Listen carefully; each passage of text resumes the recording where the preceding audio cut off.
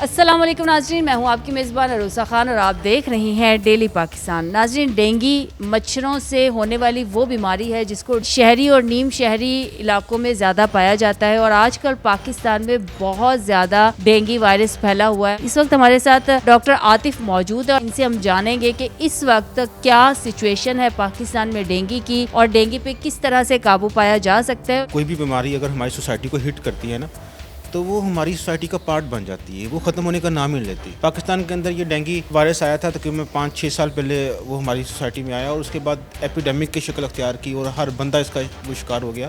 درمیان میں بریک آئی، وہ ایک نیچرل بریک تھی، اس کو کسی نے وہ یہ نہیں کیا اس کی کسی کی ہیومن ایفرٹ تھی، وہ ایک نیچرل بریک تھی۔ اس کے بعد دوبارہ اس سال دیکھیں کہ آپ ایمرجنسیز میں دیکھیں، او پی ڈیز میں دیکھیں، ہر 3 میں سے 2 بندوں کو ڈینگی ہوا پڑا ہے۔ اور ریزن اس کی کیا ہے؟ مچھر۔ اگر ہم مچھر ختم کر دیں، مچھر کی وجہ سے ڈینگی پھیلتا ہے، تو ہم اس بیماری پہ آرام سے قابو پا سکتے ہیں۔ سر، ڈینگی ہوتا کیسے ہیں؟ اس کی وجوہات ہے وہ کس طرح سے ہوتی ہیں؟ ڈینگی کا جو کیریئر ہے وہ خاص قسم کا مچھر ہے جو صاف پانی کے اوپر پلتا ہے، اور جب پانی بہت زیادہ کھڑا ہو تو اس مچھر کی افزائش بہت زیادہ ہوتی ہے، اس کے اندر اس کا وائرس ہوتا ہے۔ جب وہ کسی بھی ہیومن باڈی کو بائٹ کرتا ہے تو وہ وائرس اس میں شفٹ کر دیتا ہے، پھر 5 سے 7 دن کا اس کا انکیوبیشن پیریڈ ہوتا ہے اور وائرس وہ اسپریڈ کرنا شروع کر دیتا ہے۔ اب اگر نان انفیکٹڈ مچھر کسی ڈینگی کے پیشنٹ کو وہ بائٹ کرے گا تو وہ وائرس پھر کیری کرے گا اور وہ آگے شفٹ کرے گا۔ اس کی بڑی ٹپیکل سی علامات ہیں، جو کہ بہت زیادہ بخار ہوتا ہے، پوری باڈی میں درد ہوتی ہے، آپ کو ہڈیوں میں درد ہوتی ہے، جوڑوں میں درد ہوتی ہے، آپ کو متلی آ سکتی ہے، آپ کو وامٹنگ آ سکتی ہے۔ اور اگر یہ وائرس زیادہ سیویئر فارم لے لے تو آپ کی باڈی پر سرخ نشان پڑ جاتے ہیں، اور اگر یہ سرخ نشان پڑ رہے ہیں تو یہ زیادہ ڈینجرس چیز ہے۔ اس کا یہ مطلب ہے کہ آپ نے فوری طور پر ڈاکٹر سے رجوع کرنا ہے۔ اگر جوڑوں میں درد ہے، اگر سمپل بخار ہے، تو آپ بخار ختم کرنے والی میڈیسن ہے، اس کے اندر کوئی اور میڈیسن ہی اثر انداز نہیں ہوگی، کوئی اینٹی بایوٹک نہ لیں۔ ہماری سوسائٹی کے اندر اینٹی بایوٹک کا بے دریغ استعمال کیا جا رہا ہے، ہر کویک آپ کو اینٹی بایوٹک دے رہا ہے۔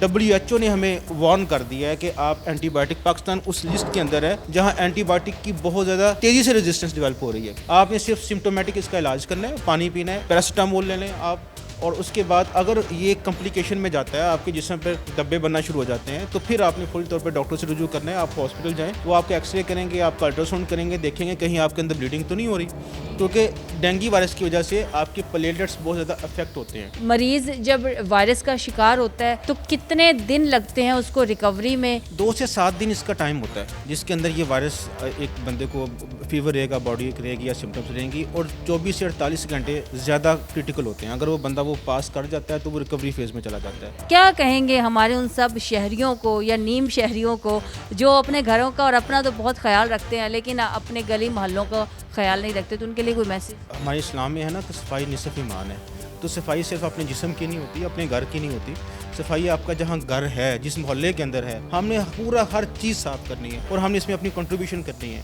اگر میں اپنا گھر صاف کر لوں گا، میری گلی صاف نہیں ہوگی تو میں پھر بھی افیکٹ ہوں گا۔